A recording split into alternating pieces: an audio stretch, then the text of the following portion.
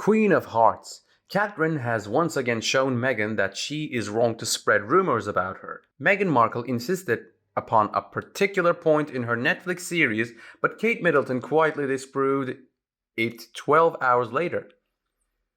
Welcome back to the official YouTube channel for all the latest information on UK royal news trend. In other words, Buckingham Palace is remaining silent. Nada, zero, zilch. After the second half of Harry and Meghan's Netflix documentary dropped on Thursday night, the 20 types in London were seen with their mouths pursed and hands clasped. Prince Henry claimed that his brother Prince William made him feel terrified by screaming and shouting at him during the Sandringham summit in 2020, and the royal press offices remained silent on the matter. In contrast to Kate, Prince of Wales, it is possible that she was deliberately being cheeky in every sentence. It was a big day for the royal family on Thursday as Kate arrived at Westminster Abbey for her second Christmas Carol concert, ready for a sing-along and some much-needed, cheery, happy family PR nearly 12 hours after the Sussex's second and final, thank the Lord, soul-bearing tranche of pouty hurt-feeling, mudslinging and melancholy string music. And so, Kate arrived all dressed up in a fitted maroon coat and dangling burgundy earrings like a perfumed Christmas cracker. After greeting some of the concert-goers and high-fiving a few children who were being particularly well-behaved inside, the princess and her family made a second entrance, this time with Princess Charlotte wearing a maroon coat. Then there was Zara Tindall, a royal relative, and her husband Mike, fresh from their time in the I Am a Celebrity jungle on the Gold Coast. What did Princess Anne's equestrian Olympic gold medalist daughter wear? A coat in a deep maroon hue. Kate's sister Pippa Matthews came too, doing her sisterly duty, and what did she wear to the event that would be photographed innumerably and seen around the world? One more coat of the same maroon hue.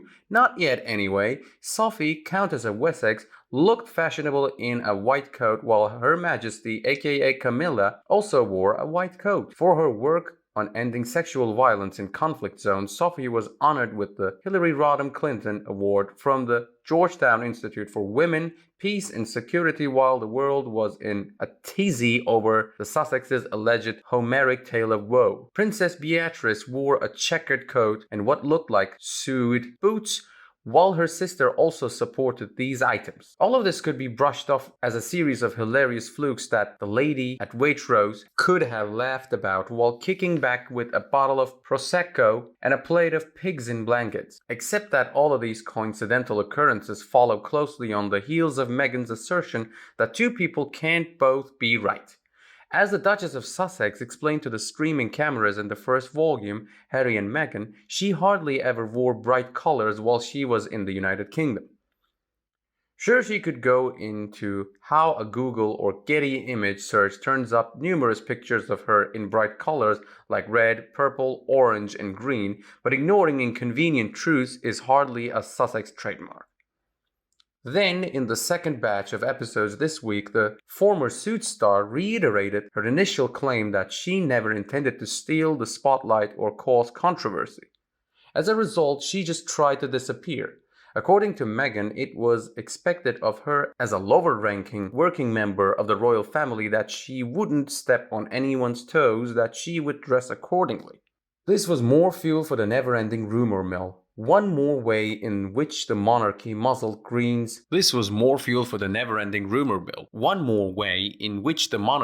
muzzled Meghan's vivacity. This is what makes the Christmas concert on Thursday so charged with defiance. Who knows if Kate, Zara, Camilla, Sophie, Beatrice, Eugene, and Pippa all coordinated their sartorial pincer movement through a secret WhatsApp group, or if they just happened to be wearing identical coats at the same time. As before, the women of the royal family have successfully demolished assertion merely by dint of what they wore. I guess that's the power of style for you. The king and the queen had not finished their business. Even as battle lines were being drawn between Montecito and London and the Sussexes' highly strung, emotionally manipulative, and at times moving retelling of events, the Windsors were busy sending a message that has been heard clearly. 6 members of the extended royal family last year forewent a cozy evening in to attend a performance of O Holy Night by Leona Lewis in support of Kate. Finally, this year, 20 members of the Windsor family, including William's third cousins, skipped a night of eggnog in front of the White Lotus to be present for the photographically pivotal event. The message doesn't need to be spelled out. Charles, William, and Kate were showing solidarity as they faced criticisms from some of the most well-known royal pacifists in the world. Buckingham Palace and Kensington Palace also sent out their first co-tweet about the event, just in case anyone had any doubts about all this togetherness, this consolidated front. One final tragic point needs to be made. Never before have Harry and Meghan appeared so alone, like two people who have abandoned family and friends to fend for themselves in the spotlight, completely and utterly stranded. By the way, everyone in the most recent photo of the Duke and Duchess of Wales has a bright future. Of course, the future King and Queen along with their future royal children, especially as they enter their adolescent and later adult years. Each of these children will provide the media with a never-ending supply of fresh material about the royal family. The press is practically drooling over the prospect of publishing stories and fairy tales about charming Prince George, stunning Princess Charlotte, and naughty Prince Louis. Everyone will keep tabs on them as they age, and their every move will be dissected. In the past, Harry lived with his American relatives. These two ducal pygmies are filled with irrational terror and loathing after seeing the Wales family portrait. Why? For the simple reason that they are aware their time in the spotlight is limited. They realize that they only have a limited amount of time left. They realize this is their last chance to make an impression on the media. They'll be all shot to pieces after the release of Harry and Meghan on Netflix and Harry's mini-memoir, which Meghan is reportedly peddling on his behalf. No more scandals, no more horrors to repeat endlessly. After the massive disproofs, there are no more lies to tell. Piers Morgan has challenged Markle to sue him and has promised to expose all of her lies. Even more is likely to come from the Tom Bower who, as Revenge reveals, appears to have carefully rationed his ammunition. The Sussexes are well aware that the spotlight will soon be shifting from them to Wales, and more specifically to the young princelings and princess, not even? Do you have a preference? Tales of a future king and his prince and princess siblings. Carefree childhoods are full of hope and laughter, or alternatively more tales of woe and despair from the Witch of Woe and her black hole dwelling Montecito Miserable. The Prince and Princess of Wales are aware of this fact as well. As the next generation of the royal family, they are fully aware that their charisma and potential are unparalleled. This puts them light years ahead of two noxious narcs who are grifting and grizzling all the way out on the west coast. And now that no matter how much the British government and the royal family spent on their wedding, some £40 million at the least, it was never going to be enough for these two ducal delinquents.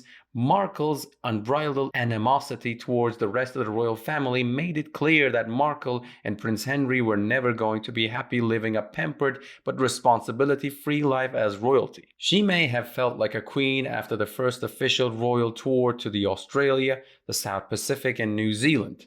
She convinced her brain-dead husband that his relatives were envious of her rising star status, believing that her fame had surpassed that of even Her Majesty. She must have been kidding herself if she thought people had come out to see her without the royal imprimatur. The poor cow had no idea that she and Harry had accomplished their mission to win over new fans for the royal family. Finally, the end. The other royals were suddenly envious because the noxious narc had made it all about herself. Someone like her, a low-priced foreign actress, and who knows what else. The noxious narc has run out of time. All her plotting and lying have been for naught. There has been a plateau in their earning potential. While they are aware that the world is growing increasingly uninterested in their stories of being royally screwed, They are willing to endure the occasional interview, like Harry's appearance on CBS. In reality, they royally fuck themselves over. Where do you stand? Affirmative, negative? Do you concur with us? Leave your thoughts in the comment section. And feel free to chat about Meghan and Harry as well. We will be adding more updates about UK royal news trends soon, so be sure to subscribe to our news channel. I appreciate you tuning in. Have a good night, and I'll see you tomorrow.